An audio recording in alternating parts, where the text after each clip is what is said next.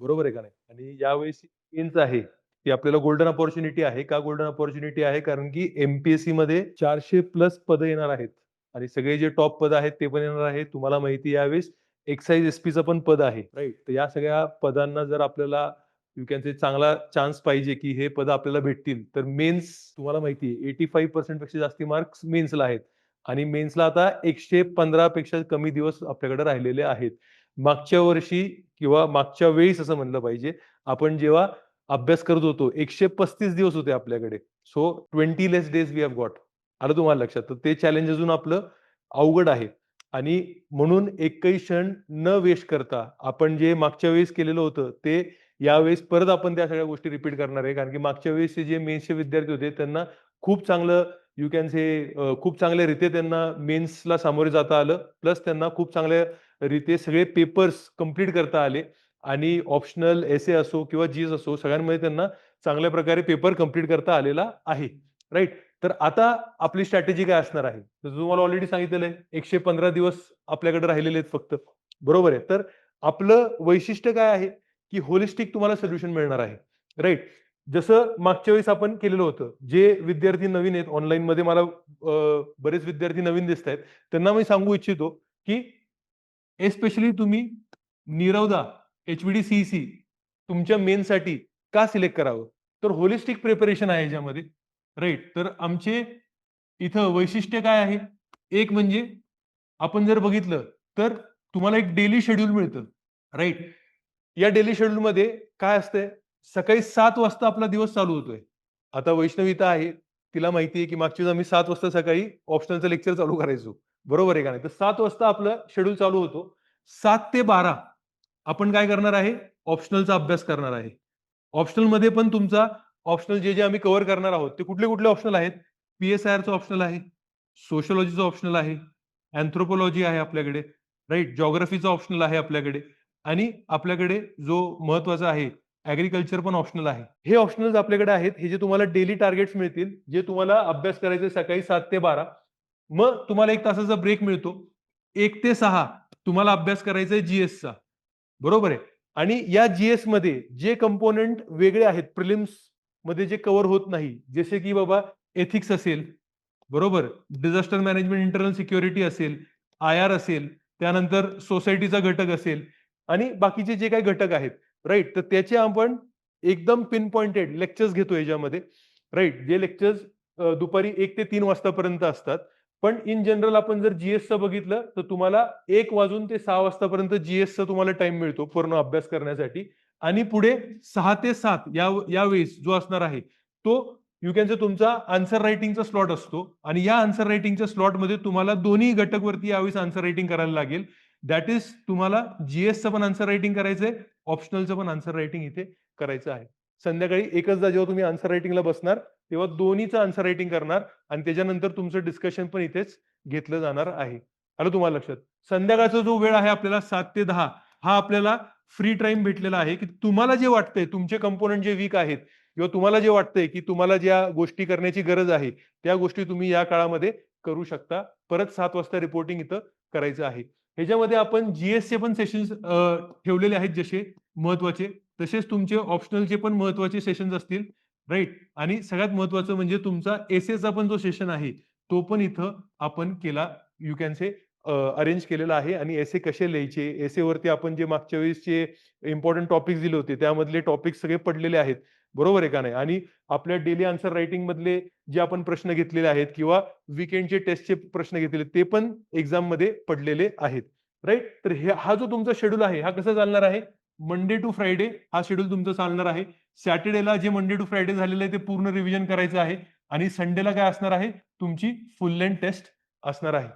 आलं तुम्हाला लक्षात? तर अशा प्रकारचा हा शेड्यूल आहे आणि हा शेड्यूल जो फॉलो करणार आहे, त्याचा आन्सर रायटिंगवरती एवढा जबरदस्त एक कॉन्फिडन्स येणार आहे, कारण की तो रोज करतोय. दुसरं, की त्याच्या सगळ्या सिलेबसच्या टॉपिकवरती आन्सर रायटिंग होणार. त्याच्या सगळ्या पी-वाय-क्यूज जे आहेत, यू-पी-एस-सीचे असतील किंवा या वर्षीचे असतील, त्याच्यावरती त्याचं आन्सर रायटिंग होणार आहे.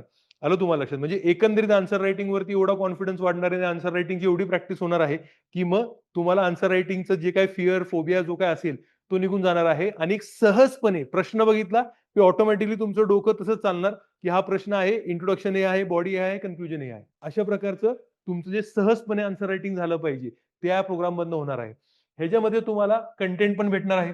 बरोबर आहे. तर पूर्ण तुम्हाला जो कंटेंट लागणार आहे आन्सर रायटिंगसाठी, क्रिस्प नोट्स आहेत आपले. आपण डायरेक्ट बुकच छापून घेतलेले आहेत, जे तुम्हाला सगळ्यांना भेटणार आहेत.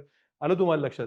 दुसरी गोष्ट जी आपल्याला सगळ्यात महत्त्वाची असते, की बाबा प्रेझेंटेशन कसं करायचं याच्यामध्ये, राइट? फॅक्ट्स, फिगर्स कसे टाकायचे, या सगळ्या गोष्टींचं पण तुम्हाला सगळी माहिती याच्यामध्ये भेटणार आहे. तर हे तुम्हाला मी एक general you can say introduction दिलेलं आहे. आता सखोलपणे मी तुम्हाला एक-एक गोष्टी यू कॅन से कव्हर करून घेतो. एक लक्षात घेतलं पाहिजे, की मला आणि आमच्या टीमला 15 वर्षाचा एक्सपिरियन्स आहे यू-पी-एस-सीच्या डिस्क्रिप्टिव्ह पॅटर्नचा. म्हणून त्या अनुषंगाने you can say we are the best qualified for you can say the descriptive pattern आणि तुम्ही जर हा प्रोग्राम प्रॉपरली फॉलो केला, तर तुमचं जे यश आहे ते आपण निश्चित करण्यामध्ये यू कॅन से 100% खात्री पाडूयात. आता आपण जर प्रोग्राम बघितला, राइट? तर काय वेगळं आहे, ज्याचा तुम्ही अभ्यास केलेला नाहीये. तर हिस्ट्रीमध्ये art and culture, world history आणि पोस्ट इंडिपेंडन्स ह्याचा अभ्यास सहसा प्रिलिम्समध्ये केला जात नाही किंवा एमपीएससीच्या विद्यार्थ्यांचा हा घटक वीक असतो. बरोबर आहे? तर ह्याच्यावरती तुम्हाला आणि ह्याच्यावरती 50 मार्कांनी 50 मार्काचं विचारलेलं आहे एमपीएससीनी. एमपीएससी जर तुम्ही यावेळेसचा मुख्य परीक्षेचा पेपर बघितला, तर त्यांचं मेन स्ट्रॅटेजी काय होती? सिलेबसच्या सगळ्या घटकांवरती एकतरी प्रश्न विचारायचा. आलं तुम्हाला लक्षात? जर प्रश्न कमी पडत असतील, तर त्यांनी प्रश्न फोडलेले आहेत. 5 मार्कर पण विचारलेले आहेत. का? कारण की सगळ्या सिलेबसचा पार्ट कव्हर झाला पाहिजे. म्हणून इथे आपण जर बघितलं तर 50 मार्क ह्याच्यावरती विचारले. म्हणजे हा घटक आपल्याला कंप्लिटली सोडून चालणार नाहीये. जीएसच्या पेपरमध्ये तुम्हाला सगळ्यांना एक माहिती असलं पाहिजे, की आपल्याला ऑप्शन्स भेटतात का? ऑप्शन भेटत नाही. म्हणजे सगळे प्रश्न आपल्याला सोडवायला लागतात. तर 50 प्रश्न इकडे आहेत. मग हे जे तुम्हाला यू कॅन से हे जे सेशन्स आहेत, हे जे सेशन्स आपण कंडक्ट करणार फास्ट वेमध्ये आणि हा घटक पण आपण कव्हर करून घेणार. आलं तुम्हाला लक्षात? सोसायटीला बघा 65 मार्क्सचं विचारलेलं आहे. आलं तुम्हाला लक्षात? तर हा पण तुमचा जो घटक आहे तो कव्हर करणार आपण तुम्हाला नोट्स देणार. पुढे जीएस2 मध्ये तुमचं काय कव्हर झालं नसतं. तुमची पॉलिटी खूप चांगल्या प्रकारे कव्हर झालेलं असतं. पण काय कव्हर झालं नसतं? गव्हर्नन्स, सोशल जस्टिस ह्याला 105 मार्काचं विचारलेलं आहे, लक्षात घ्या. 250 मधनं आणि आयआरला 50 मार्काचं विचारलेलं आहे. म्हणजे तुम्ही जर हे दोन्ही बघितले 150 मार्क, 250 मार्कापैकी या 2 घटकांना आहेत, जे आपण इथं क्लासमध्ये कव्हर करणार. तुम्हाला प्रॉपरली नोट्स देणार. ॲग्रीकल्चरला 60 मार्क्स विचारलेलं आहे. त्यानंतर सायन्स अँड टेक आपण सगळे जे पूर्व परीक्षेसाठी प्रिपेअर करतो, ते काय करतो? जनरल सायन्स करतो. तर सायन्स अँड टेकला आणि एन्व्हायर्नमेंटला 55 मार्क्स विचारलेला आहे. डी-आय-एम-एसला 70 मार्क्स विचारलेलं आहे. लक्षात घ्या. आलं तुम्हाला लक्षात? यावेळेस एमपीएससीनी. तर मग आपण या सगळ्या गोष्टी पण सखोलपणे नोट्स देऊन तुमचे कव्हर करून घेणार आहोत. आणि तुम्हाला जीएस4 हा प्रिलिमसाठी तुम्ही प्रिपेअर केला नसतो. म्हणून आपण हा पूर्णचा पूर्ण 250 मार्क्सचं कव्हर करणार आहे. आलं तुम्हाला लक्षात? प्लस ऑप्शनल पण तुमचा जो आहे, तो आपण 500 मार्काचा इथं कव्हर करणार आहे. म्हणजे जर आपण बघितलं, की आपण 1750 पैकी ऑलमोस्ट 1500 मार्क तुमचे नवीन आहेत. जे आपण क्लासमध्ये कव्हर करून घेणार आहे, त्याचे नोट्स देणार आहे, त्याच्यावरती डेली आन्सर रायटिंग करून घेणार आहे, इव्हॅल्युएशन करून देणार आहे. राइट? मागच्या वेळेसचे जे विद्यार्थी होते, त्यांचे जर तुम्ही एक्सपिरियन्स ऐकला, तर सगळ्यात महत्त्वाचा त्यांचा एक्सपिरियन्स असा होता, की आज ह्या 115 दिवसामध्ये सगळ्यात महत्त्वाचं जी कमोडिटी तुमच्याकडे आहे, सगळ्यात अवघड जो विषय आहे, तो म्हणजे काय आहे? तुमच्याकडे वेळ नाहीये. तर आम्ही होलिस्टिक सोल्युशन काय आणतो ह्याच्यामध्ये? एकच जागी तुम्हाला अभ्यासिका पण भेटतीये, एकच जागी ऑप्शनल पण होतोय, एकच जागी नोट्स पण मिळतायत, एकच जागी तुमचं डेली आन्सर रायटिंग होतंय, वीकली आन्सर रायटिंग होतंय, तुम्हाला मेंटरशिप मिळतीये आणि सगळ्यात महत्त्वाचं इव्हॅल्युएटेड शीट्स नंतर 1 टू 1 तुम्हाला काउन्सिलिंग पण मिळतं, की काय तुम्ही करायला पाहिजे, कसं इम्प्रूव्हमेंट करायला पाहिजे. मित्रांनो, ही मेन्स वेगळी असणार आहे.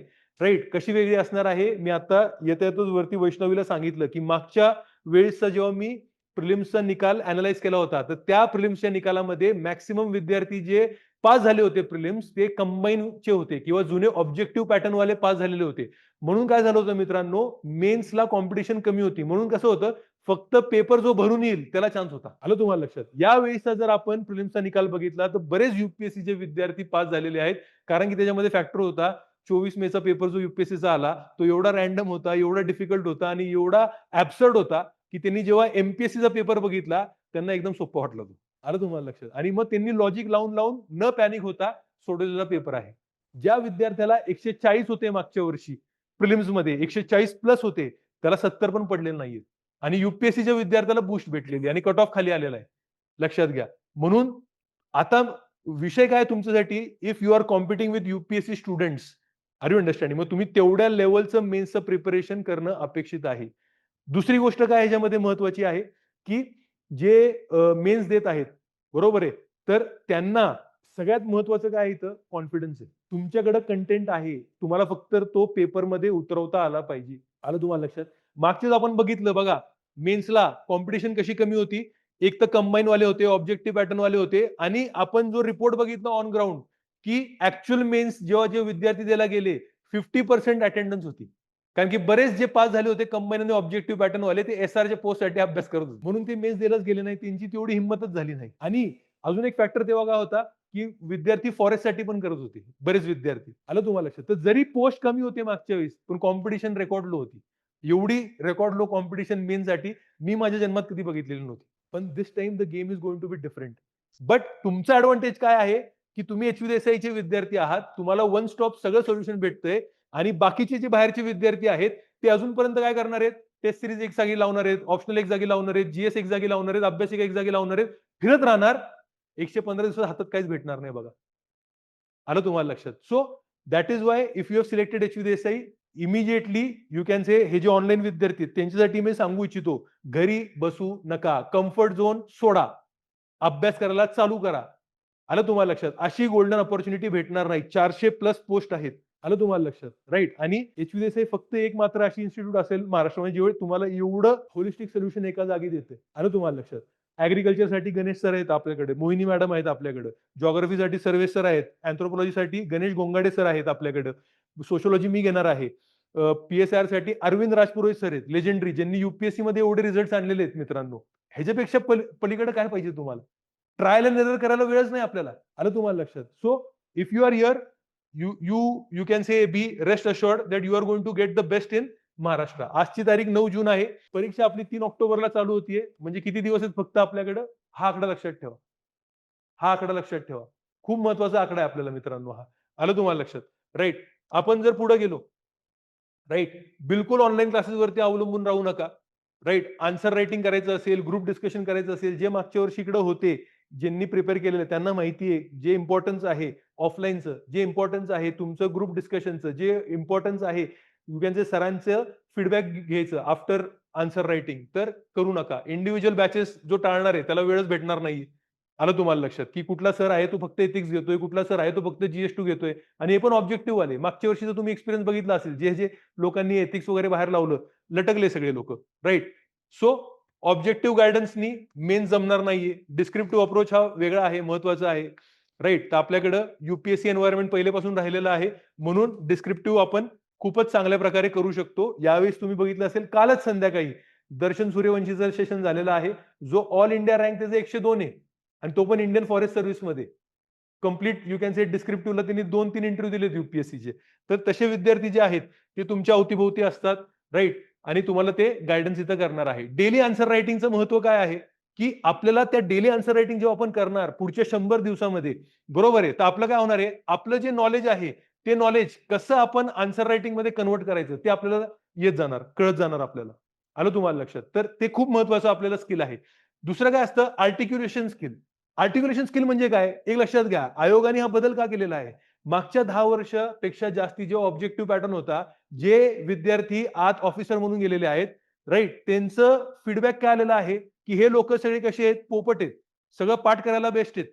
आलं तुम्हाला लक्षात? पण ह्यांना ड्राफ्टिंग स्किल नाही. म्हणजे सगळ्यात महत्वाचं क्वालिटी आज एक अधिकारीची काय असते? त्याला ड्राफ्टिंग करता आलं पाहिजे, त्याला कायदे बनवता आले पाहिजे, त्याला जीआर बनवता आला पाहिजे. आलं तुम्हाला लक्षात? तर आर्टिक्युलेशन म्हणजे काय? कमीत कमी शब्दात, मोजक्या शब्दात तुम्ही कसं काय तुमचं यू कॅन से विषय मांडताय. आलं तुम्हाला लक्षात? आणि शब्द अचूकपणे वापरणं हा असतो आर्टिक्युलेशन स्किल. हा आर्टिक्युलेशन स्किल असं जमणार आहे का? नाही जमणार मित्रांनो. तुम्ही चालायला शिकला, बरोबर आहे का नाही? तुम्ही वरती आला, चालत आला, कसे आला? पहिले आपण जेव्हा लहान होतो 100 वेळा पडलो असेल, पण उभं राहिलो ना आपण. तर तसे 100 दिवस आपल्याला काय करायचंय? आन्सर रायटिंग करायचं. आपण त्यात पडणार. खूपदा आपल्याला असं वाटणार की आपल्याला जमत नाहीये. पण तुम्ही जर चालायला शिकले, तर तुम्ही आन्सर रायटिंग पण शिकू शकता. It is just about the practice. It is just about the conviction. It is just about confidence in yourself. आणि जसं चालायला तुम्हाला तुमच्या आई-वडिलांनी शिकवलं असेल हात धरून, तसंच आम्ही तुमच्या इथं हात धरायला आहोत मित्रांनो. आलं तुम्हाला लक्षात? तुम्ही फक्त कॉन्फिडन्स दाखवा, आत्मविश्वास दाखवा, गिव्ह अप करू नका. तर आन्सर रायटिंग आपण 100 दिवसात प्रो लेव्हलला शिकू शकतो. एवढं लक्षात घ्या तुम्ही. आलं तुम्हाला लक्षात? राईट. तर आर्टिक्युलेशन आपण शिकणार आहे. स्ट्रक्चरिंग कसं करायचंय आणि कोहेरन्स हे लक्षात घ्या. हे खूप महत्वाचं आहे. एस्पेशली एथिक्स पेपरमध्ये, एस्पेशली एसे पेपरमध्ये. मी जेव्हा एसे मागच्या वेळेस चेक केले, तर काय होतं मित्रांनो, की तुम्ही एसेच्या सुरुवातीला एक एक आयडिया मांडली असते आणि लिहिता भरामध्ये तुम्ही फ्लोमध्ये तुम्हाला कळत नाही. तुम्ही एक कंप्लिटली अपोझिट आयडिया मांडता आणि त्याला जस्टिफाय करता. एथिक्समध्ये पण हे खूप होतं. थिअरीमध्ये तुम्ही खूप वाह करणार. बरोबर आहे का? गांधीजी आपण फॉलो केले पाहिजे. Means are important. बरोबर आहे आणि केस स्टडीमध्ये त्याचे उलटं लिहिलं. म्हणजे काय आहे? कोहरन्स नाहीये. म्हणजे तुमच्याकडे काय आहे, की बाबा तर्क संगती नाहीये. आलं तुम्हाला लक्षात? तर ह्या गोष्टी पण आपण इथं व्यवस्थित केल्या जाणार. बघा, खूपदा आपल्याकडे अरविंद सर इथं बसलेले आहेत. बरोबर आहे का नाही? की एसे हा डिसायडर आहे. त्यांच्यापेक्षा चांगलं कोणी त्याच्यावरती बोलू शकणार नाहीये. आलं तुम्हाला लक्षात? एसेला एक वर्षी त्यांना 70s मध्ये मार्क आले. किती आले सर तुम्हाला? 67 मार्क्स आले. विचार करा. म्हणजे एकच एसे तपासला का? विचार करा. जर त्यांना नॉर्मल मार्क्स आले असते एसेमध्ये, तर त्यावेळेस त्यांना आय-पी-एसचं कट ऑफ होतं त्यापेक्षा जास्ती मार्क होते. म्हणजे एसेचा इम्पोर्टन्स बघा तुम्ही. आलं तुम्हाला? त्यामध्ये तर्कसंगती खूप महत्वाची असते. आलं तुम्हाला लक्षात? एथिक्समध्ये खूप महत्वाचं आहे. तुम्हाला माहितीच आहे, मी नेहमी सांगतो, गोल्डन ट्रायंगल तुम्हाला जर पास व्हायचं असेल तर, तुमचं ऑप्शनल 500 मार्काचं आहे. तुमचं एथिक्स 250 मार्काचं आहे आणि तुमचा एसे 250 मार्काचा आहे. हा गोल्डन ट्रायंगल जो व्यवस्थित कॅप्चर करेल, त्याचं मेरिट लिस्टमध्ये मार्क्स असणार आहेत. लक्षात घ्या. आलं तुम्हाला लक्षात? आणि आपण पूर्ण दुनिया मूर्ख आहे, की जे जी-एस, वरती एवढं फोकस करतायत. तुम्ही कुठं फोकस केलं पाहिजे? जी वरती करा, पण मेजर फोकस ऑप्शनल, एथिक्स आणि एसे. इथं 1000 मार्क आहेत 1750 पेक्षा. आलं तुम्हाला लक्षात? आणि मी ऑलरेडी तुम्हाला कॅल्क्युलेशन दाखवलंय मागे, की डी-आय-एम-एसला किती वेळ द्यायचा आहे आपल्याला, सोसायटीला किती वेळ द्यायचा आहे आपल्याला आर्ट एंड कल्चरला किती वेळ द्यायचा आहे, गव्हर्नन्सला किती वेळ द्यायचा आहे. मग तुम्ही फक्त लक्ष्मीकांत वाचत बसले तर काय फायदा आहे? आलं तुम्हाला लक्षात? आपले ते तुम्ही नोट्स मागवा. खालनं जे आहेत ना इंग्लिश आणि मराठी मीडियमचे दोन्ही संच मागवा तुम्ही. राइट. मी तुम्हाला ते संचमध्ये दाखवतो. पॉलिटीचे पुस्तक एवढं आहे फक्त माझं. कारण की ते लक्ष्मीकांत नाहीये. ते मेन्ससाठीचं पॉलिटी. ते तुम्ही वाचलं. आत्ता तुम्हाला सांगतो. ते तुम्ही जर वाचलं 60% ते 70% तुमचे प्रश्न तिकडनं सुटणार आहेत. आलं तुम्हाला लक्षात? राइट. सो टाईम मॅनेजमेंट सगळ्यात महत्वाचं आहे. बरोबर आहे का नाही? मी नेहमी सांगतो यू-पी-एस-सी, एम-पी-एस-सीच्या विद्यार्थ्यांनी कुठलीही गोष्ट पैशाच्या अनुषंगाने नाही मोजली पाहिजे. तुम्ही मोजली पाहिजे टाईम, की तुम्हाला कमीत कमी टाईममध्ये जास्ती कुठं मिळणार आहे. कारण की तुम्ही जर टाईम तुमचा प्रॉपरली वापरला नाही मित्रांनो लक्षात घ्या, अजून एक अटेम्प्ट वाढतो. आलं तुम्हाला लक्षात? तर म्हणून टाईमच्या अनुषंगाने सगळं मोजा. पैसे परत कमवता येतात, टाईम परत कमवता येत नाही. आलं तुम्हाला लक्षात? तर हे महत्वाची आपल्याला गोष्ट आहे. राइट? एक्झाम टेम्परमेंट हे सगळ्यात महत्वाचं आहे. किती पण तुम्ही प्रिपरेशन करा. नेहमी लक्षात ठेवा माझे हे शब्द. Preparation is different and performance is different. बरोबर आहे का नाही? प्रिपरेशन हे तुम्ही क्लासमध्ये करताय. प्रिपरेशन हे तुम्ही विद्यार्थी म्हणून करताय. परफॉर्मन्स हे तुमचं काय दाखवतंय, की तुम्ही ऑफिसर बनायला रेडी आहात का? जर तुम्हाला एक्झामचं प्रेशर हँडल झालं नाही मित्रांनो, तर as a tehsildar, as a deputy collector, as a D कसं तुम्ही प्रेशर हँडल करणार? मोठे-मोठे प्रेशर आहेत ना ते तर लाईफमधले. तर म्हणून हे तुमचं you can say exam temperament हे पण तुमचं आपण इथं प्रॉपरली हँडल करणार आहोत. तुम्हाला शिकवणार आहोत. एनालिटिकल थिंकिंग कसं करायचं? कारण की तुम्ही किती प्रिपेअर करा, 4 प्रश्न, 5 प्रश्न, 10 प्रश्न हे बाहेरचेच येणार आहेत. मग तिथं ऑन द स्पॉट तुम्ही अभ्यास केलेल्या गोष्टींचं आकलन करून ते उत्तर कसं काढणार तुम्ही? हे तुम्ही इकडनं शिकणार आहात. प्रेझेंटेशन स्किल खूप महत्वाचं आहे मित्रांनो. First impression is the last impression. तुम्ही कितीही म्हणा. बरोबर आहे का नाही? जर माझं सकाळी माझ्या बायकोबरोबर भांडण झालं असेल आणि तुम्ही किती पण चांगला पेपर लिहिला, बरोबर आहे का नाही? तर ते मला ते घाणेरडंच वाटणार. बरोबर आहे का नाही? मला वाचण्याचं एवढा पेशन्स राहणार नाही. का पेशन्स राहणार नाही? तुमचे घाणेरडे अक्षर बघून. बरोबर आहे का नाही? बायको म्हणेल, की आमच्यासाठी वेळ नाही आणि पेपरसाठी वेळ आहे. आता कोणाला वेळ देऊ सांगा? तर माझ्याकडे एवढे एफर्ट्स मी घेणार आहे का? तुमचे वाचण्यासाठी पेपर? नाही घेणार. म्हणून प्रेझेंटेशन एक मिनिमम लेव्हलचं लागणार आहे. तर प्रेझेंटेशन कसं इम्प्रूव्ह करायचं? 2 शब्दामध्ये किती गॅप द्यायची? 2 लाईनमध्ये किती गॅप द्यायची? हे आपण इकडे बघणार आहोत. आलं तुम्हाला लक्षात? डायग्राम्स कसे काढायचे? आपण मागच्या वेळेस खूप मेहनत घेतली होती डायग्राम्सवरती. बरोबर आहे का नाही? आपला एक विद्यार्थी अरविंद सरांचा पण तो स्टुडंट होता पी-एस-आय-आरचा. राइट? ओमकार पवार आय-एस झालेला आहे तो. राइट? तर त्यांनी काय केलं होतं, जी-एस-1 मध्ये 20 डायग्राम काढले 20 प्रश्नाचे. आणि त्यांनी काय केलं, यू कॅन से दर एक प्रश्नाला डायग्रामच्या खाली त्यांनी मार्किंग केलं. फिगर नंबर 1, दुसरं, figure number 2, figure number 3, figure number 4. म्हणजे त्या एक्झामिनरला कळतं त्यांनी 20 डायग्राम काढलेले. डायग्रामचा फायदा काय? की तुमचं स्पेस मॅनेजमेंट पण होऊन जातं. कमी लिहायला लागतं तुम्हाला. आलं तुम्हाला लक्षात? कळतंय? जिओग्राफीला डायग्राम्स काढणं गरजेचं आहे. हिस्ट्रीला डायग्राम काढणं गरजेचं आहे. आलं तुम्हाला लक्षात? राइट. तुम्ही ग्राफ्स पण काढू शकता. हिस्ट्रीला ग्राफ काढू शकता. पॉलिटीला तुम्ही ग्राफ काढू शकता. महिलांचा फॉर एक्झाम्पल आता प्रश्न येण्याची खूप जास्त शक्यता आहे, कारण की वुमन रिझर्व्हेशन बिल आहे. तर महिलांचं तुम्ही एक ग्राफ रेडीच ठेवला पाहिजे, की हिस्टॉरिकली लोकसभामध्ये महिलांचं रिप्रेझेंटेशन किती राहिलेलं आहे. आलं तुम्ही लक्षात? तर डायरेक्ट ग्राफ काढू शकतो ना आपण. राइट. लोकसभा, 14वी लोकसभा आणि इथं से फॉर एक्झाम्पल किती प्रेझेंटेशन राहिलेलं आहे. तर 5% ते आता किती झालेलं आहे? 14% झालेलं आहे. ते तुम्ही दाखवू शकता तिकडे लगेच. तर असे ग्राफ काढा, इनोव्हेशन करा. तर आपण हे इथं यू कॅन से करून घेणार आहोत. राइट. तर ह्या सगळ्या गोष्टींना प्रॅक्टिस लागते. आलं तुम्हाला लक्षात? असं कधीच होत नाही, की मी आज काय करतो, सर मी आता पुढच्या 2 महिन्यामध्ये फक्त अभ्यास करतो आणि तिसऱ्या महिन्यामध्ये मी फक्त आन्सर रायटिंग करतो. तुमच्यासारखा मोठा मूर्ख नाही मित्रांनो. कारण की ते कसं असतं, की रोज जेव्हा करतो, तेव्हा ते इनोव्हेशन येत जाणार. हळू-हळू, हळू-हळू येत जाणार. एकदमच झटक्यात काही येत नाही. आलं तुम्हाला लक्षात? राइट. तर हा विषय आपल्याला सगळ्यांना आला पाहिजे. आता आमचा रोल काय असणार आहे? एकदम स्पेसिफिक डेडिकेटेडली तुम्हाला सांगतोय. राइट. आपल्याकडे 3 बॅचेस आहेत. तुमच्या गरजेप्रमाणे तुम्ही ती बॅच विचार करू शकता. एक आहे अर्जुन बॅच, एक आहे गुरुकुल बॅच आणि एक आहे एकलव्य बॅच. अर्जुन बॅचमध्ये काय असणार आहे? जसं तुम्ही बघता, टॉप फीचरची गाडी आहे. बरोबर आहे का नाही? ह्याच्यामध्ये सगळे फीचर लोडेड आहेत. म्हणजे काय असणार आहे? ॲड ऑन लेक्चर असणार आहे सगळे जी तुम्हाला मी ऑलरेडी जे कंपोनंट सांगितले तुमचे प्रिलिममध्ये कव्हर झाले नाहीत. Starting with ethics, right, D-I-M-S असेल, गव्हर्नन्स असेल, या सगळ्या गोष्टी असतील. महाराष्ट्र ओरिएंटेडचे लेक्चर्स आहेत. आपण मागच्या वेळेस प्रिडिक्टच केलं होतं, वारकरीवरती विचारतील. बरोबर आहे का नाही? तर ते विचारलेलं आहे. भक्तीवरती जे आहे ते. त्यानंतर आपण विचार केला होता, की बाबा आर्ट अँड कल्चरमध्ये हेमाडपंथी विचारतील. तर ते जे सगळे महाराष्ट्र ओरिएंटेड लेक्चर्स ते आपण कव्हर करणार आहोत. करंट अफेअर्स आपण कव्हर करणार आहोत. एस स्पेशल सेशन्स असतील आणि तुम्हाला सगळे नोट्स भेटतील. तर हे आहे आपले अर्जुन बॅच. त्यानंतर गुरुकुल बॅच. गुरुकुल बॅचमध्ये जर तुम्हाला लेक्चर नसतील हवे, बाकी सगळ्या गोष्टी हव्या असतील, तर तुम्हाला ती गुरुकुल बॅच आहे. आणि एकलव्य. एकलव्य म्हणजे काय आहे, की बाबा तुम्हाला फक्त आणि फक्त याच्यामध्ये जे आपले वीकेंडचे टेस्ट सीरीज आहेत, आलं तुम्हाला लक्षात? ते तुम्हाला याच्यामध्ये भेटणार आहेत. आलं तुम्हाला लक्षात? That is Eklavya batch. असे 3 वेगळे-वेगळे बॅच आहेत. कारण की सगळे विद्यार्थी हे वेगळ्या-वेगळ्या लेव्हल ऑफ प्रिपरेशनला असतील. ह्याच्यामधले बरेच विद्यार्थी ऑनलाईन आणि ऑफलाईन जिथं आहेत, त्यामधले लोकांनी ऑलरेडी अर्जुन बॅच केलेली पण आहे. बरोबर आहे का नाही? म्हणून अशा तुम्हाला वेगळे ऑप्शन्स दिले जाणार आहेत. आलं तुम्हाला लक्षात? हे बघा हे सगळं आहे.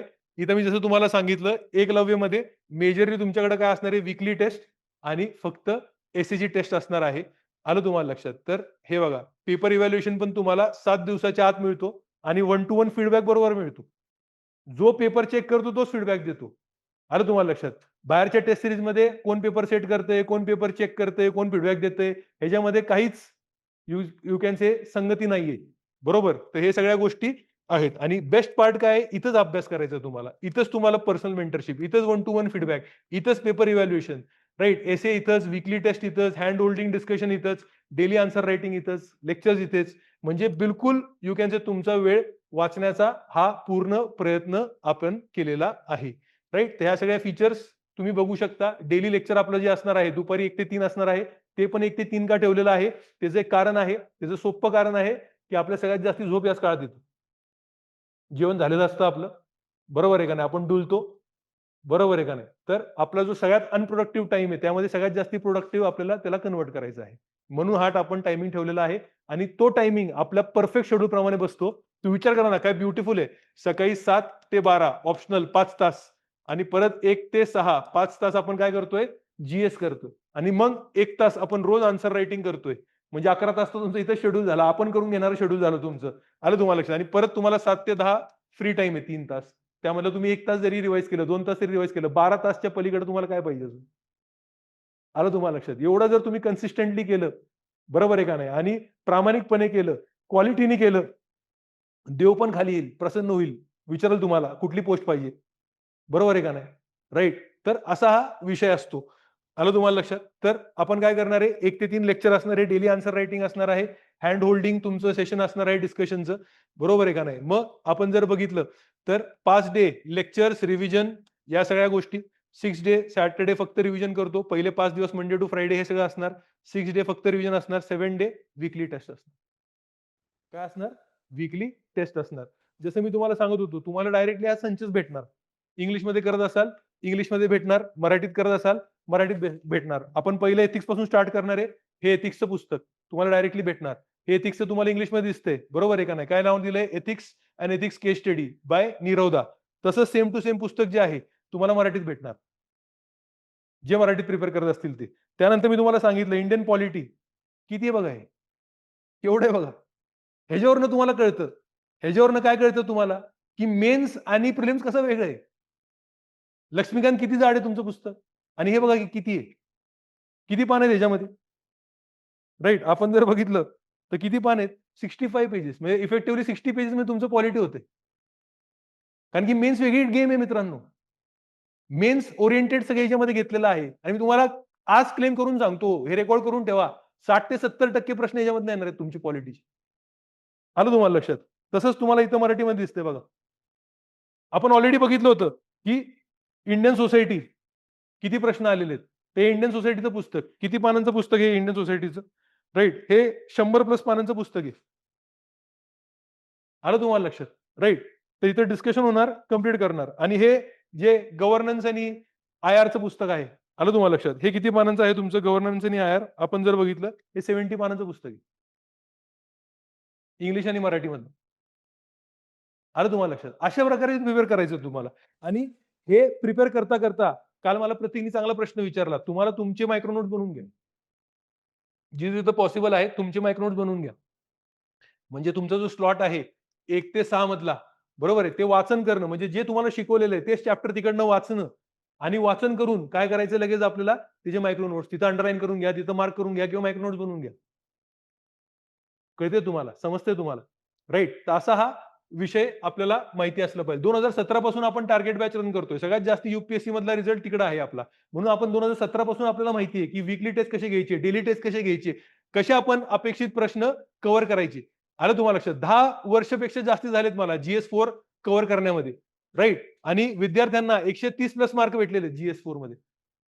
राइट. 2020 पासून सोशिओलॉजी ऑप्शनल आहे. अरविंद सर तर 2018 पासून यू कॅन से 17 पासून हे पीएसआर घेत आहेत आणि दरवर्षी युपीएससी मध्ये त्यांचा you can say student select झालेला आहे पीएसआर ऑप्शनल मधनं. आलं तुम्हाला लक्षात? गणेश सर आहेत. त्यांना यू कॅन से 15 वर्षाचा एक्सपिरियन्स आहे. तर ते ऍग्रीकल्चर घेणार आहेत. राइट. तर आपण जर आता आपला मॅक्रो शेड्यूल बघितला तर 15 जून पासून आपण चालू करतोय मित्रांनो. म्हणजे काय सोमवारपासून चालू करतोय आपण. पहिले काय करणार आहे आपण? एथिक्स घेणार आहे. मग सोसायटी घेणार आहे. Art and culture post independence घेणार आहे. इथं बघा सगळं दिलेलं आहे तुम्हाला. सगळं दिलेलं आहे. आपलं कधीपर्यंत संपतंय? 13 सप्टेंबरला संपतंय आपलं. 13 सप्टेंबरला काय होतं आपलं शेवटी मॉडर्न हिस्ट्री. परत विषय बघा केवढा विचार करून हा प्लॅन बनवलेला आहे. या सगळ्या गोष्टी तुम्ही प्रिलिमसाठी अभ्यास केलेल्या आहेत. ते शेवटी ठेवलेले आहेत. जे नवीन विषय असतात ते पहिले अभ्यास केले पाहिजे. कारण की त्याच्यावरती आपल्याला पकड जमवायची आहे. जसं आपण एक्झामच्या जवळ जाणार, बरोबर आहे का नाही? ते कम्फर्टेबल सब्जेक्ट घेतले जातात. जे अनकम्फर्टेबल आहे, अनकम्फर्टेबल म्हणण्यापेक्षा जे नवीन विषय आहेत, ते आपण पहिलेच कव्हर करून घेणार आहे मित्रांनो. हे जे सगळे नोट्स बनवून घेणार आहे आपण, सेल्फ नोट्स बनवून घेणार आहे. लक्षात घ्या. आलं तुम्हाला लक्षात? राइट. आणि पुढे जर आपण गेलो तर आपले टेस्ट जे आहेत, बरोबर आहे. 13 सप्टेंबरला आपलं सगळं संपतंय. 18 सप्टेंबरला बघा GS1 टू FLT. 19 सप्टेंबर, मग 17, 27, 29, 30 मला असं आहे. मग आपले पेपर आहेत 3 ऑक्टोबरला पेपर आहे ना आपला. मग पेपरच्या मध्ये पण परत टेस्ट ठेवलेत. 8 ऑक्टोबरला बघा. 12 ऑक्टोबरला बघा. तुमचं परत काय 17 ऑक्टोबरला बहुतेक टेस्ट आहे. बरोबर आहे का नाही? तर या प्रकारे तुम्ही बघू शकताय. एसे पण every third Sunday we are going to write an essay. म्हणजे 6 तासाचं पण इथं आन्सर रायटिंग तुम्हाला एक एक्सपिरियन्स आहे ना, की 6 तासामध्ये आपल्याला किती स्टॅमिना लागतोय, 6 तासामध्ये काय-काय करायला लागतंय आपल्याला. आलं तुम्हाला लक्षात? तर हे जे काही तुम्हाला स्पेशल सेशन आहे एसे वरती, तर तो पण तुमचा इथं प्रॉपरली घेतला जाणार. राइट. सिम्युलेशन टेस्ट आहे तिकडे. राइट. तर पटकन निर्णय घ्या हे सांगण्याचीच गरज नाहीये. एमपीएससी प्रीचा रिझल्टची वाट पाहू नका. राइट. आता वर्स्ट केस सिनारिओ माझ्यासमोर वैष्णवी बसलेली आहे. ती काटेवरती होती मागच्या वेळेस. वर्स्ट केस सिनारिओ. पण तिने डेडिकेशननी, पूर्ण आत्मविश्वासाने आणि कन्सिस्टंटली तिने मागच्या वेळेस मेन्सची बॅच केली आणि ती नाही झाली पास. पण आज तिचं ते जे मेन्सचं तिने जो पूर्ण परिश्रम घेतलेला होता, त्या परिश्रमाचं फळ आज ती घेऊ शकते. कारण की आता तिला प्री 100% पास होणार आहे आणि आता मेन्सची तयारी ऑलरेडी झालेली आहे आणि या मेन्सची तयारी झाल्यामुळं आता ती मेन्सची तयारी डबल झाल्यामुळं अजून पक्की होणार. ऑप्शनल पक्का होणार, एसे पक्का होणार, GS1 2 3 4 पक्का होणार आणि ह्याच्यामुळे सिलेक्शन पक्का होऊ शकतं. जर तिने आता पुढची 115 दिवसामध्ये शारीरिक स्वास्थ्य दाखवलं, मानसिक स्वास्थ्य दाखवलं, डेडिकेशन दाखवलं, कन्सिस्टन्सी दाखवली, राईट, आत्मविश्वास दाखवला, तर तिचं सिलेक्शन होऊ शकते. बघा, मेन्समध्ये चांगले मार्क आपल्याला भेटू शकते. तर स्वतःवर विश्वास ठेवा, राईट, आणि निरवदा आहे तुमच्या सोबत, तर यू कॅन से लगेच अभ्यासाला लागा, राईट, प्रोसेस परफेक्ट करा and the you can say result will take care of itself. आता मी तुम्हाला काहीतरी दाखवू इच्छितो मित्रांनो. इथं जर बघितलं आपण, राईट, तर एखाद यू कॅन से असं सगळं मी तुम्हाला दाखवू शकतो. पण आता बघा, हे आपलं पुस्तक आहे, Indian economy and agriculture, right, हे ऑलरेडी आपण छापलेलं आहे, इंडियन इकॉनॉमी आणि ऍग्रिकल्चर, राईट, दोन्हीमध्ये आहे, मराठीमध्ये पण आहे, इंग्लिशमध्ये पण आहे हे पुस्तक, राईट. हेच मागच्या वर्षी आपण या अर्जुन बॅचच्या पोरांना दिलेलं होतं. तर तुम्ही बघितलं, राईट, हे बघा, हे डिझास्टर मॅनेजमेंट इंटरनल सिक्युरिटी हे पुस्तक आहे. हे जर बघितलं तुम्ही, GS3 चे घटक आहेत, डायरेक्टली प्रश्न आहेत. Explain the policies and major promoting inclusive growth in India, economic book, right, आणि फायनल राऊंडच्या टेस्टमध्ये पण घेतलेलं आहे आपण. पुढे जर बघितलं, जेंडर बजेटिंग पुस्तक कुठे दिलेलं आहे आणि वीकेंड टेस्टमध्ये घेतलेलं आहे, question number 5 with question number दिलेलं आहे इथं, राईट. फूड प्रोसेसिंग दिलेलंच आहे, राईट. लँड रिफॉर्म्स घेतलेलंच आहे आपण, PPP घेतलेलंच आहे आपण, राईट. त्यानंतर सायन्स अँड टेकचा जो हा प्रश्न आहे, तो पण आपण एक इनडायरेक्टली डिस्कशन मध्ये घेतलेला होता. डिझास्टर तुम्ही बघा घेतलेला आहे आपण, राईट. त्यानंतर गव्हर्नन्स डेफिसिट वगैरेचा जो प्रश्न आहे, राईट, हे सगळे तुम्हाला इथं पुरावे सकट दिलेलं आहे की कुठं कुठं आपण काय काय घेतलेलं आहे. म्हणून तुम्हाला सांगतोय मी की 60 ते 70% या पुस्तकामधनं येणार आहे. हे पुस्तकाच्या बाहेर काहीच करू नका मित्रांनो, काहीच करू नका. आलं तुम्हाला लक्षात, राईट. आणि जेवढे वीकली टेस्ट आहेत, ते जे मॉडेल आन्सर्स आहेत, राईट, ते पाठ केले, पुस्तकांचं पाठ केलं, राईट, तुमचा विषय झालेला आहे. त्याच्या पलीकडे आपल्याला 115 दिवसामध्ये काही अपेक्षा नाही. सोशिओलॉजी पण ज्यांनी माझ्याबरोबर केलेलं आहे, जे आपले नोट्स आहेत त्यामधनच बऱ्यापैकी प्रश्न आलेले आहेत, इझिली सॉल्व्हेबल आहे. आलं तुम्हाला लक्षात. फक्त ट्रस्ट ठेवा, मेहनत करा, राईट, आणि रिझल्ट आपल्याला येणार. आपली एकच इच्छा आहे आता, यावर्षी जो महाराष्ट्रातला रँक 1 असेल, तो HV देसाई स्पर्धा परीक्षा केंद्रामधनं आला पाहिजे आणि टॉप 10 मध्ये 5 जण तरी आपले आले पाहिजे. मग या अनुषंगाने तुम्ही मेहनत करा. आम्ही तुमच्यावरती मेहनत करायला रेडी आहोत.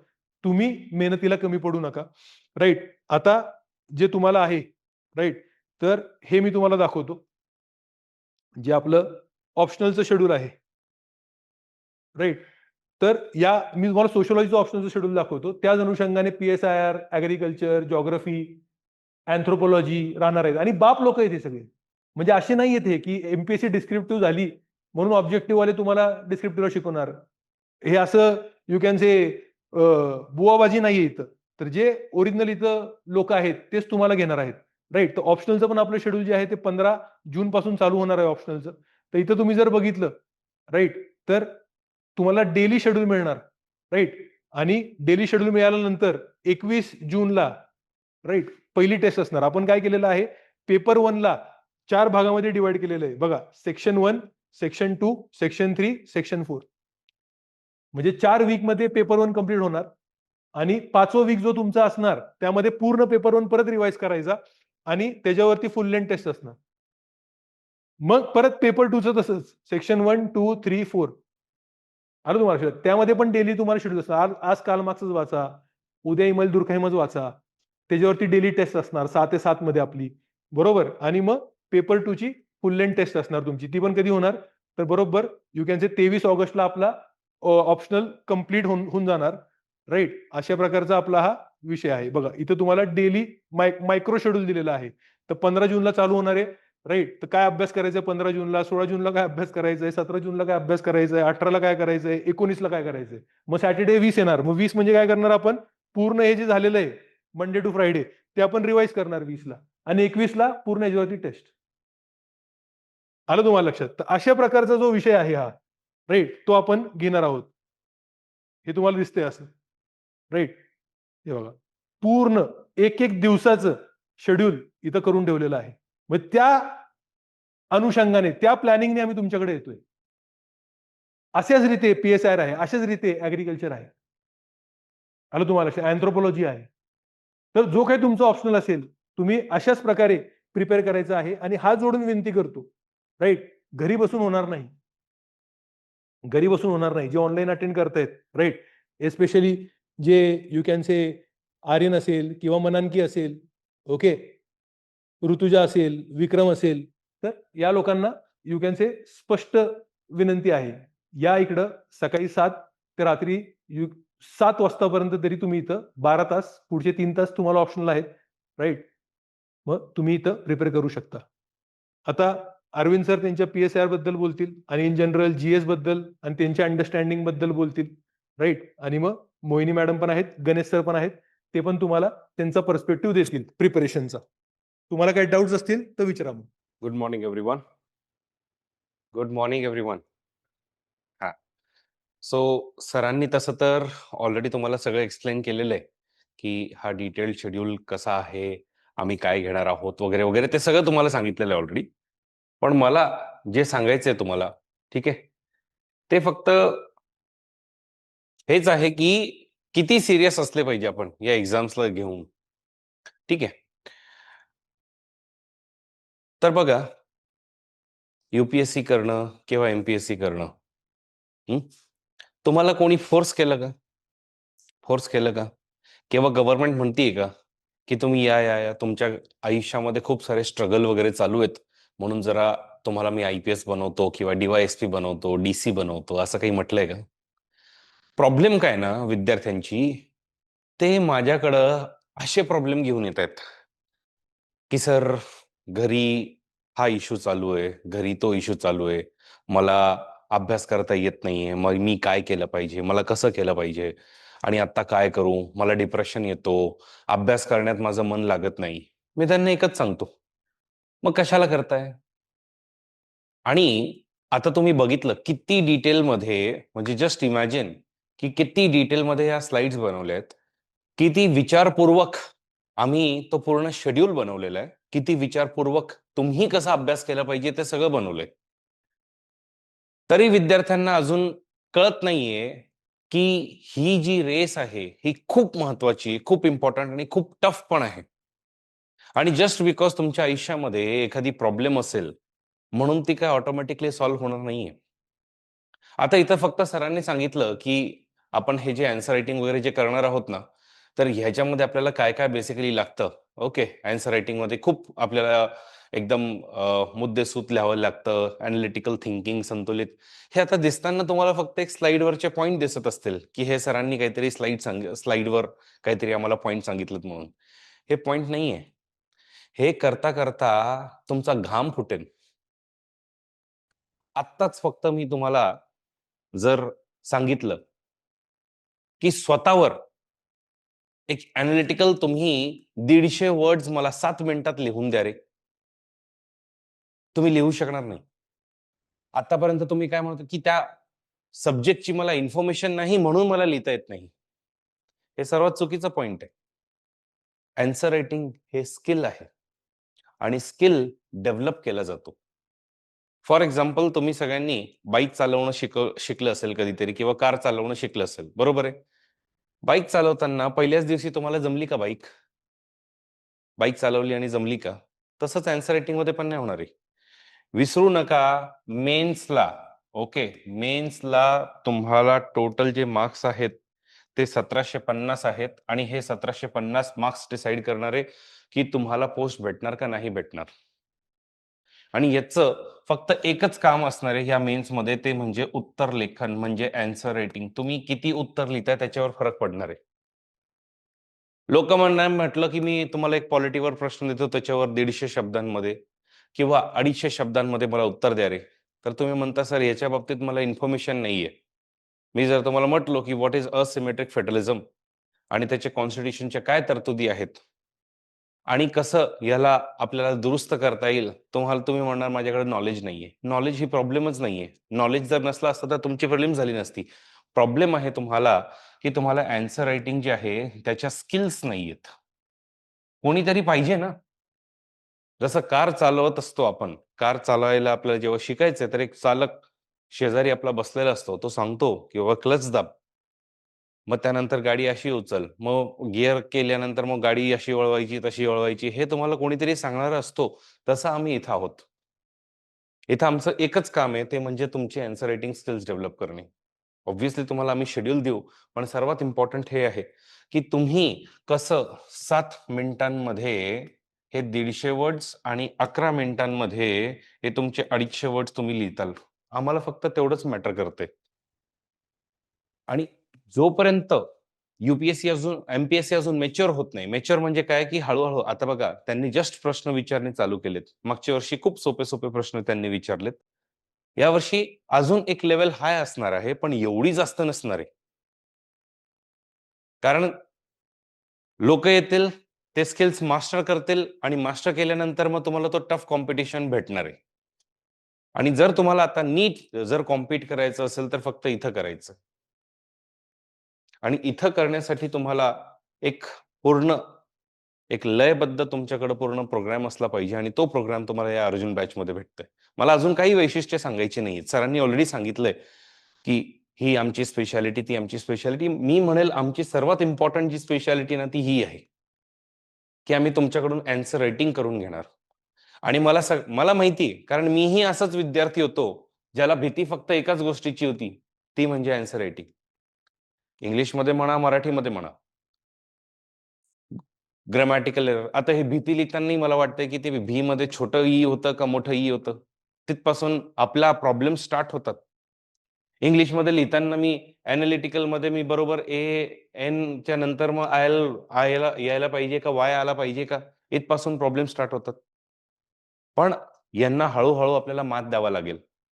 आणि सर्वात इम्पॉर्टंट आहे आन्सर रायटिंग करून घेणे. आणि तेच आम्ही फक्त तुमच्याकडून ह्या अर्जुन बॅच मध्ये करून घेणार आहोत, जेणेकरून तुम्ही रेडी असताल. आणि फक्त ते एका विषयापुरतं मर्यादित नसणार आहे, तर ते सगळ्या विषयांसाठी आम्ही सांगतोय.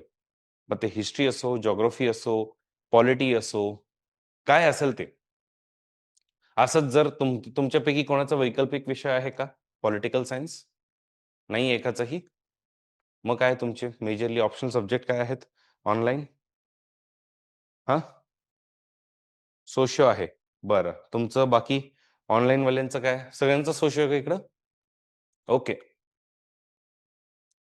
सोशियोलॉजी मेजरली, सोशियोलॉजी किंवा एन्थ्रोपॉलॉजी आणि एग्रीकल्चर असेच सगळ्यांचे ऑप्शन्स आहेत. तर मग हे ऑप्शनल मध्ये अगेन पूर्ण मास्टरी करून घेणं, त्याची आन्सर रायटिंगची मास्टरी करून घेणं. आणि तुम्हाला जरी वाटत असेल की वेळ आपल्याकडे खूप आहे, तर 115 दिवस कधी संपतील तुम्हाला कळणार सुद्धा नाही. काय डेटला आपली एक्झाम आहे? 3 ऑक्टोबर. ठीक आहे. 3 ऑक्टोबर म्हणजे आपल्याकडं आता ठीक आहे, जून आहे, जुलै, ऑगस्ट आणि सप्टेंबर. ठीक आहे. यातही आपण ऑलमोस्ट आपले 15 दिवस गेले, कारण 15 तारखेपासून बॅच चालू होणार आहे. मग आपल्याकडे हे असे मोजून एक 3.5 महिने आहेत. या 3.5 महिन्यांमध्ये आता ऑब्व्हियसली तुम्ही जे शेवटचे दिवस असतील तेव्हा तर काही टेस्ट वगैरे देऊ शकणार नाहीये. तुम्हाला किमान 2-2 टेस्ट प्रत्येक जीएस सब्जेक्टचे तेवढे तरी लिहावे लागतील ना. म्हणजे तुम्ही समजा पहिला GS1 लिहिला, ठीक आहे, तुम्ही पहिला GS1 लिहिला, पहिल्या GS1 मध्ये तुम्ही परफेक्ट आन्सर लिहून देणार आहे का? दुसरा जीएस लिहिला, त्याच्यामध्ये पण प्रॉब्लेम्स असतील, तिसऱ्यामध्ये, चौथ्यामध्ये असे सगळ्यांमध्ये प्रॉब्लेम असणार आहेत. मग तुम्ही किमान एक अजून म्हणजे टोटल टेस्ट किती झालेत? 8 टेस्ट तो फक्त तुमचे जीएसचे गेलेत. आणि हे सगळे 3 तास घेतात. किती? 3 तास. 3 तास लिहा आणि 3 तास त्याच्यानंतर त्याचे जे आन्सर तुम्हाला जे मॉडेल आन्सर भेटले ते तुम्ही वाचा. 6 तास गेला म्हणजे तो दिवस गेला. तो मोजायचा पण नाही. म्हणजे 8 दिवस तर तुम्ही मोजायचे पण नाही तुमच्याकडं. कारण तुम्ही टेस्ट फक्त लिहिण्यामध्ये मशगूल असणार आहे. बरं, एवढंच नाही. एस्से असतात. हे मी किमानचा तुम्हाला आकडा सांगतोय. किमान 6 तरी लिहावं लागेल. 6 एस्से वेगळ्या-वेगळ्या सब्जेक्ट्सवर म्हणजे ॲटलीस्ट मल्टिप्लाइड बाय 2 म्हणजे 12. तर 6 पेपर तरी लिहिले पाहिजे. 6 नाही लिहिले तरी ॲटलीस्ट 2 तुम्ही जरी लिहिले, तरी त्याला 2 दिवस जातात. ऑप्शनल झालं. ऑप्शनलमध्ये एकदा तुमचा पेपर 1 पार्ट ए, एकदा तुमचा पेपर 1 पार्ट बी, एकदा तुमचा पेपर 2 पार्ट ए, एकदा तुमचा पेपर 2 पार्ट बी. आणि मग त्यानंतर तुम्ही त्याच्यात पेपर 1 केला आणि पेपर 2 केला. मग एका दिवशी बसून दोन्ही पेपर 1 आणि पेपर 2 केले. अगेन 8 टेस्ट इथं गेले. 8, 8, 2 किती दिवस गेले? 18 दिवस. 18 दिवस तुम्ही काढूनच टाका. म्हणजे ह्या जूनचे तुम्ही आता सगळे दिवस विसरूनच जावा. मोजून तुमच्याकडे आता जून, जुलै, ऑगस्ट आणि सप्टेंबर आहे. बरं ह्याच्यामध्ये म्हणजे मी तुम्हाला फक्त सांगतोय रिॲलिटी काय? तुम्हाला घाबरवणं ही माझी इच्छा नाहीये. पण रिॲलिटी बघा, हे फक्त 3 महिने तुमच्याकडं. या 3 महिन्यांमध्ये सगळं वाचणं, अजून खूप काही नवीन असेल, ते सगळं नवीन वाचणं, त्याचे नोट्स बनवणं, त्याचे शॉर्ट नोट्स रेडी ठेवणं, ते डोक्यात ठेवणं आणि मग त्यानंतर ते पेपरवर उतरवणं. हे सोपं असणार आहे का? म्हणून मी सांगतो, की अर्जुन बॅच ही सर्वात एकदम भारी बॅच आम्ही बनवलेली आहे. आणि एकदम सिस्टमॅटिकली एवढं आम्हाला एकदम पूर्ण नंबर सकट सांगतोय तुम्हाला. काय असणार आहे, कसं असणार आहे. ओके. हे करण्यासाठी आता तुम्हाला मग ही बॅचमध्ये जसं काही आम्ही शेड्यूल तुम्हाला फॉलो करायला लावू, तसं मग प्लीज फॉलो करा. आणि तुमचे काही प्रश्न असतील तर विचारा. Any questions? काहीच क्वेश्चन्स नाहीयेत? No questions? बरं. ठीक. हे घ्या गणेश सर. तर आता सगळ्या गोष्टी ऑनलाईन स्टुडंट दे आर्यन, मनंकी, ऋतुजा. ठीक आहे. आता बऱ्यापैकी तुम्हाला सगळ्या गोष्टी क्लिअर आहेत. फक्त तुम्हाला काय करायचंय 10 to 7 हा टाइम आम्हाला द्यायचा आहे. बाकीच्या सगळ्या गोष्टी आता आणखी एक महत्त्वाची गोष्ट म्हणजे तुम्ही ज्यावेळी चालू कराल, तर लिटरली सांगतो जसं 1 महिना होईल, 2 महिने होतील, भरपूर जण आहे ना ड्रॉप होत जातात. अल्टिमेटली फायनली खूप कमी राहतात. म्हणून मी तुम्हाला सांगतो, की तुमच्याकडून फक्त कंप्लीट डेडिकेशन. आता आपल्याकडे वैष्णवी आहे. त्याच्यानंतर मागच्या वेळेस मागच्या आता जे मेन्स लिहिली त्याच्यामध्ये ऋतुजा, सौरभ यांनी एवढं डेडिकेटेडली, रोहिणी पण होती. यांनी एवढं डेडिकेटेडली केलं. एंडपर्यंत they are fighting like anything. म्हणजे फर्स्ट डेला त्यांची जी एनर्जी होती ती लास्ट डेला होती. इव्हन ज्यावेळी पेपर होते त्याच्या आदल्या दिवशी पण they are doing brainstorming everything.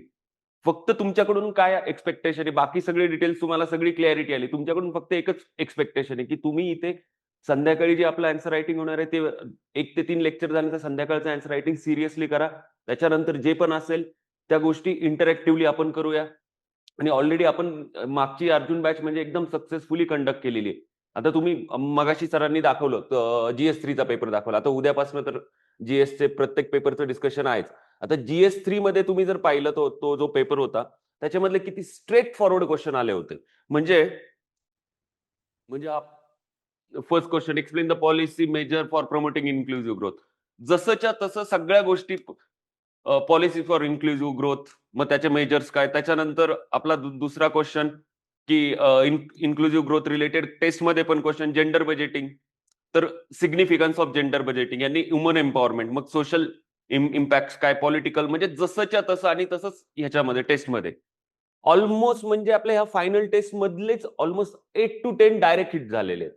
आणि हे हिट होणं का, कारण की ऍज अ टीम आम्ही स्वतः पेपर बनवतोय. आणि मोस्ट ऑफ द लोकांनी ज्यांनी अटेंड केलेलं होतं त्यांना सगळ्यांना माहिती आहे. इथे फक्त तुम्हाला काय करायचंय, कम्प्लीट 100% ट्रस्ट करायचा आहे. आणि trust the process, automatically result will follow you. बाकी सगळ्या गोष्टी आणि बाकीचं ऑप्शनलचं पण आहे, ऍग्रिकल्चरचं पण आपण नेक्स्ट वीक मध्ये चालू करू. पूर्ण शेड्यूल तुम्हाला ऍग्रिकल्चरचं पण मिळून जाईल. आणि ऍग्रिकल्चरचं मेन काय आहे, की त्याच्यामध्ये आपल्याला करंट अपडेट पण द्यायला लागणार आहेत.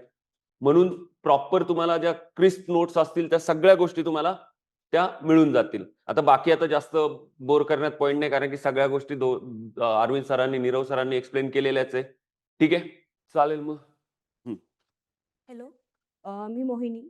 लास्ट अर्जुन बॅचमध्ये मी आन्सर पेपर चेक केले. शिवाय जे तुम्ही कंटेंट पाहिला किंवा हे बुक्स पाहिले, या बुक्सवरती पण मी काम केलंय. सो लास्ट इयर जी 2025 ची मेस झाली, त्यात मी स्टेटची सिव्हिल सर्व्हिस पण दिली आहे आणि फॉरेस्ट पण दिली आहे. बेसिकली मी जे अर्जुन बॅचवर काम केलं त्याचा मला खूप फायदा झाला. आणि एक मेजर ड्रॉबॅक मला जाणवला माझ्या मी ज्यावेळेस एक्झाम हॉलमध्ये होते प्रेझेंट, त्यावेळेस मी जे क्वेश्चन्स होते मला त्या सगळ्या क्वेश्चनची आन्सर येत होती. मला टोटल 1750 मार्क मधल्या एकाही क्वेश्चनचा आन्सर येत नव्हतं असं नाही. ऑप्शनलला म्हणाल तर तिकडे तुम्हाला 2-2 क्वेश्चन मध्ये चूज करायला भेटतं. त्यामुळे तिथेही असा एकही क्वेश्चन नव्हता जो मला माहिती नव्हता किंवा मला लिहिता येत नव्हता. एकच मेजर ड्रॉबॅक झाला, मी या पूर्ण बॅचवरती एकतर कम्प्युटरवरती काम केलंय किंवा यांचे पेपर मी इव्हॅल्युएट केले. त्यामुळे झालं असं की माझी आन्सर रायटिंगची प्रॅक्टिस कमी पडली. मी आन्सर लिहिताना 1 ते 1.5 ओळ पुढे विचार करतेय आणि माझा आन्सर 1 ते 1.5 ओळ मागं चालू आहे लिहिताना. बेसिकली माझं ब्रेन आणि हँड सिंक्रोनायझेशन मध्ये नव्हते.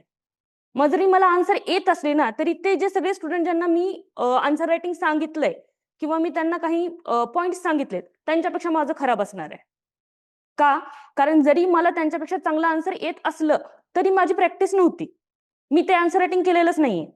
तुम्ही तुमच्या हातात टीचर ज्यावेळेस शिकवतात किंवा सांगतात, त्यावेळेस तुमच्या हातात आयपॅड असतो, तुम्ही त्याच्यावरती लिहून घेताय. एक्झाम पेपर आणि पेनच देते, याच्या व्यतिरिक्त दुसरं काहीच देत नाही.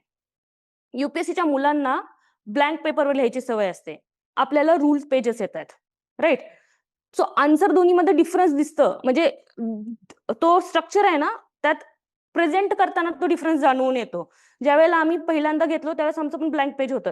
ज्यावेळेस जाणवलं की आयोग रूल्स देणार आहे, आम्ही चेंज केलं. प्रत्येक स्टुडंट येऊन मला सांगत होता, मॅडम आधी बेटर दिसत होता आन्सर, आता यात काहीतरी विचित्र दिसायला लागलंय.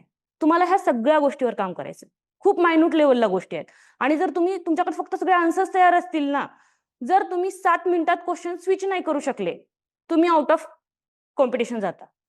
तुम्हाला या सगळ्या गोष्टींवरती काम करायचंय. सो आन्सर रायटिंग सगळ्यात इम्पॉर्टंट गोष्ट आहे. दुसरी, तुम्हाला ब्रेक करता आला पाहिजे. फक्त पॉलिटी करून फायदा नाही. त्यातले बाकीचे 2 आस्पेक्ट आहेत, गव्हर्नन्स, सोशल जस्टिस, तो पण तुम्हाला कव्हर करायचा आहे. आपण ह्या गोष्टींची प्रॅक्टिस इथं करून घेणार आहेत. आन्सर रायटिंग लास्टली मी मॅक्झिममली ट्राय केले की 4 दिवसाच्या आत तुम्हाला मिळायला पाहिजे. हार्डली एखाद्या वेळेस 8 दिवस लागले असतील. आपण लिहून देताना पण विदिन 8 डेज लिहून देतो, पण ते 4 दिवसात मिळतात मोस्टली. मोरओव्हर आपण जो एक ट्राय करतोय की एक टीचर जो शिकवणार आहे, दुसरा जो तुम्हाला डिस्कशन घेणार आहे आणि तिसरा जो तुम्हाला इव्हॅल्युएट करून देणार आहे. एका सेम पॉइंटवर तुम्हाला कमीत कमी 3 लोकांसोबत इंटरॅक्ट करायला भेटतं. इव्हन तुम्हाला कॉन्ट्राडिक्ट जरी करायला भेटलं, तुम्ही त्यांच्यासोबत इव्हॅल्युएट करू शकता की सेम पॉइंटवरती कॉन्ट्राडिक्शन कसे असतात. आणि कॉन्ट्राडिक्शन्स नेहमी चुकीचे असतात असं नाही. त्यांचे इम्पॉर्टन्स आहे. ते तुमचे व्ह्यूज ब्रॉड करतात. तुम्हाला ते त्यात इन्क्लूड कसं करायचं हे शिकवतात. सो बॅचमध्ये जसं आपण आता पाहिलं, सकाळच्या सेशनमध्ये मोस्टली सगळे ऑप्शनल चालतात. दुपारपासून आपलं जीएस चालतं. आपला डे डिवायडेड असतो, मॉर्निंग आणि आफ्टरनून. आणि हे सगळं तुम्हाला लागणार आहे. कारण जसं सर बोलले, आधीची कॉम्पिटिशन तुम्हाला एमपीएससीच्या मुलांसोबत करायची होती. यावेळेसची कॉम्पिटिशन प्रॉपर सिंक्रोनाइज झाली आहे. ज्यांचं युपीएससीचं सीसॅट निघत नाहीये ना, त्यांचा ऍक्च्युअल मध्ये हा पेपर निघतोय. सो तुम्हाला स्पेशली जे अर्जुन बॅचचे किंवा ज्यांनी 2025 ची मेन्स दिली आहे, त्यांना मला सांगायचंय, तुम्ही खूप डेंजरस रिव्हिजन लागणार आहे तुम्हाला आणि खूप रिगरस आन्सर रायटिंग करावं लागणार आहे. कारण आता तुम्ही डायरेक्टली युपीएससीच्या मुलांसोबत कॉम्पिट करा. काहीही झालं, तुम्ही असं समजा की तुमच्यापेक्षा 5च मुलं जास्त चांगली लिहित आहेत आन्सर. 5च मुलं आहेत समजू आपण युपीएससीची, चांगली लिहित असं समजू, पण ऍक्च्युअली जागा तेवढ्याच असणार आहेत. मग कोणी असं नाही म्हणणार आहे की हे एमपीएससी मधनं आलेलं आहे बाबा, याला मार्क द्या. जे आन्सर रायटिंग आहे ते तुमचं तोंड कोणी बघणारच नाहीये तिथं. आधी आन्सर रायटिंग वरने चेक होणार आहे. सो आपल्याला ह्यावेळेस खूप जास्त काम करायचं आन्सर रायटिंग वरती. सो तुमच्याकडनं डेडिकेटेडली एवढंच एक्सपेक्टेड आहे. वेळेवर या, सगळ्या एक्झाम्स द्या. माझ्याकडे लास्ट टाइम एक मुलगी होती, मी नाव नाही मेन्शन करणार तिचं. ती पहिले बरेच दिवस ती फक्त आन्सर बुक मध्ये आन्सर रायटिंग करत होती आणि तिने पेपर नाही दिले. मग तिला एकदा बोलवलं, ती घेऊन आली, बोलली मॅडम मी हे आन्सर नीरव सरांना कसं दाखवू? मी म्हटलं नको दाखवू, मलाच दाखव म्हटलं. जोपर्यंत तुला फील होत नाही की हे आन्सर नीरव सरांना दाखवायचे, तोपर्यंत आपण नाही दाखवणार म्हटलं. फक्त मला दाखव, मी एकटी इव्हॅल्युएट करेन, मी एकटी तुझ्यासोबत डिस्कस करेन. ज्या दिवशी तुला फील होईल की हा माझं थोडं बेटर आहे, मी दाखवू शकते, त्या दिवसापासून दाखव. तुम्हाला तुमच्या सगळ्या लॅक्युनस सोबत, तुमच्या सगळ्या फिअर सोबत आम्ही अकोमोडेट करायला तयार आहेत. ऍटलिस्ट लिहा. आणि कुणाचंच येत नसतं आन्सर, कुणीच लिहू शकत नाही. ज्यानं पहिल्यांदा पकडलाय ना पेन पेपर, अवघड आहे. त्यामुळं स्टार्ट करा, तिथून पुढे आपण हँडल करू. ठीक आहे, आजचं सेशन आपण थांबूया इथंच. उद्यापासनं आपलं दररोजच्या एका जीएस पेपरचा आपण जो आता 25चा झाला त्याचं डिस्कशन करू. पण ऑफिशियली 15 तारखेपासून चालू करतोय. बट आताचे दिवस आपल्याला एक महत्वाचे आहेत, म्हणून आपण काय केलेलं आहे, तर खूपच महत्वाची गोष्ट केलेली आहे की आपल्याला जिथं जायचंय, राईट, ते समजून घेण्यासाठी आपण काय करणार आहोत. ओके, तर तुम्ही हे नोट डाऊन करा आणि तुमचे जे काही मित्र आहेत जे आज आले नाहीयेत, बरोबर आहे, बरेच लोक मंडे पासून जॉईन करणार आहेत, तसा त्यांचा मेसेज आलेला आहे, पण त्यांना हे कळवा की त्यांनी करणं गरजेचं आहे. राईट, आज काय आहे, आज ट्यूजडे आहे, तर वेनसडे, थर्सडे, फ्रायडे आणि सॅटर्डे काय करणार आहे आपण इथे 4 ते 6, 4 ते 6, 4 ते 6 आणि सकाळी 9 ते 11 आपण पेपर डिस्कस करणार आहोत. कुठला पेपर डिस्कस करणार आहोत आपण? इथे GS1 डिस्कस करणार आहोत, 2, 3 आणि 4. कुठला पेपर डिस्कस करणार आहोत? आत्ता जो MPSC राज्यसेवाला मेन्सला विचारला गेलेला पेपर आहे तो आपण डिस्कस करणार आहोत. म्हणजे आपल्याला एक्झॅक्टली कळेल की MPSCने प्रश्न कसे विचारले आणि आपल्याला उत्तर कसे लिहिणं अपेक्षित आहे. ह्या प्रश्न जर आपण पाठ केले तर ऑटोमॅटिकली आपल्याला यू कॅन से चांगली डायरेक्शन मिळेल. कारण की आपल्याला माहिती आहे आयोग आपल्याबरोबर कम्युनिकेट फक्त 2 माध्यमांमधनं करतो. एक आहे सिलेबस आणि एक आहे PYQ. आता PYQ आपल्याकडे फक्त 1च वर्षाचे आहेत, तर ते तरी आपण अॅनलाइज केले पाहिजे. आलं तुम्हाला लक्षात? म्हणजे काय होतंय, आपण कम्फर्टेबल होऊन जाणार. एकदा आयोगाचे प्रश्न आपल्याला पाठ झाले की ऑटोमॅटिकली आपला कम्फर्ट लेव्हल वाढून जाणार. मग आपल्याला भीती सगळी निघून जाणार. आलं तुम्हाला लक्षात? राईट? आणि हे आपण डिस्कशन का करतोय तुमच्याबरोबर? कारण की तुमचा एक बेसिक अभ्यास झालेला आहे. मग तुम्हाला प्रश्न तरी कळाला पाहिजे कुठल्या प्रकारचे आहेत. तर तुम्ही हे अटेंड करा. मग हे सॅटर्डे झालं की संडेला तुम्हाला एक सुट्टी असणार आहे आणि मंडे पासून we are going to start with the ethics. बरोबर आहे? म्हणजे सकाळी 7 ते 12 ऑप्शनल चालू होऊन जाणार. बरोबर? ऑप्शनलचं तुम्हाला टार्गेट दिले असणार आहेत. म्हणून तुमचं जे रजिस्ट्रेशन आहे ते तुम्ही संडेपर्यंत किंवा सॅटर्डेपर्यंतच करणं अपेक्षित आहे. आणि यू कॅन से 1 ते 3 हा लेक्चर असणार आहे. 3 ते 6 हे तुम्ही अभ्यास करायचा आहे आणि 6 ते 7 आन्सर रायटिंग आहे. म्हणजे जे आम्ही तुम्हाला सांगतोय सकाळी 7 ते संध्याकाळी 7 आम्हाला द्या. पुढचा वेळ तुमचा आहे. बरोबर आहे का नाही? 12 तास आम्ही घेतलेत आणि तुम्हाला आमच्या मार्फत या टाइम मॅनेजमेंटच्या मार्फत तुम्हाला मोर दॅन 12 आवर्स स्टडी कसं करायचं हे आम्ही करून दाखवणार आहे. आणि ग्रुप असला की ते एक तुम्हाला माहिती आहे की पॉझिटिव्ह ग्रुप बनला पाहिजे, पॉझिटिव्ह कॉम्पिटिशन बनली पाहिजे आणि एक वेगळीच यू कॅन से मस्ती असते, वेगळीच एक एनर्जी असते. बरोबर आहे? आणि ह्याचं आत्ताचं पण तुम्ही उदाहरण लिहू शकता एसे वगैरे मध्ये पण. कसं उदाहरण लिहू शकता तुम्ही? आता तुम्ही बघितलं असेल आपले जे नॅशनल गेम झाले त्यामध्ये जे 100 मीटर्सची रेस होती त्यामध्ये 2 मित्र आहेत बघा ते. आलं तुम्हाला लक्षात? तर एकाने पहिल्या दिवशी सेमीफायनलमध्ये तोडला रेकॉर्ड. बरोबर आहे. वर्ल्ड नाही सॉरी, इंडियाचा रेकॉर्ड तोडला त्यांनी आणि दुसऱ्या दिवशी त्याच्याच मित्रांनी परत तो रेकॉर्ड तोडलेला आहे. राईट? तर कशामुळं? Healthy competition. आणि अजून पण त्यांच्यामध्ये एवढी हेल्दी कॉम्पिटिशन आहे की ज्यांनी रेकॉर्ड मोडलेला आहे त्याचा मित्र म्हणतोय की मी ह्याचा परत मोडून दाखवणार. ह्याच्यामुळे काय होतंय की आपण you can say as a India we are progressing in that field. Because ते दोघं काय म्हणले होते, मन की बात मध्ये आले होते ते. प्रधानमंत्र्यांनी त्यांनी सांगितलं की त्यांचा चॅलेंज काय होता? चॅलेंज त्यांचा हे होता की पूर्ण जगाने त्यांना सांगितलेलं होतं की 100 मीटर्स हा तुम्ही सिलेक्ट करू नका गेम. कारण की it is not meant for Indians. इंडियनची बॉडी 100 मीटरसाठी व्यवस्थित नाहीये. पण ते दोघांनी ते प्रूव्ह करून दाखवलं की जर दोघं हेल्दी कॉम्पिटिशन मध्ये आहात तर एक वेगळाच यू कॅन से आपण विश्व रेकॉर्ड पण तोडू शकतो पुढं. आलं तुम्हाला लक्षात? आणि PM मोदींनी ह्याला म्हटलं की आतापर्यंत जे संगीतमध्ये जुगलबंदी होती पण तुम्ही ही जुगलबंदी आता ऍथलेटिक्स मध्ये आणलेली आहे आणि ते तुम्ही कंटिन्यू ठेवा. तर एक वेगळंच काहीतरी यू कॅन से तुम्हाला अचीव्ह करता येईल. तशी हेल्दी कॉम्पिटिशन जर तुमच्यामध्ये एक कंबाईन झाली तर एक वेगळ्याच लेवलला तुम्ही वैयक्तिक पण तुमचं बेनिफिट होईल आणि वेगळ्या लेवलला HVDSI ला पण तुम्ही पोहोचवू शकाल. आणि आपली HVDSI ची टीम, तुम्ही सगळे विद्यार्थी आणि हे सगळे योगायोग जुळून आलेले आहे आता. तर आता फक्त रिझल्टचं यू कॅन ची सुरुवात पण झाली.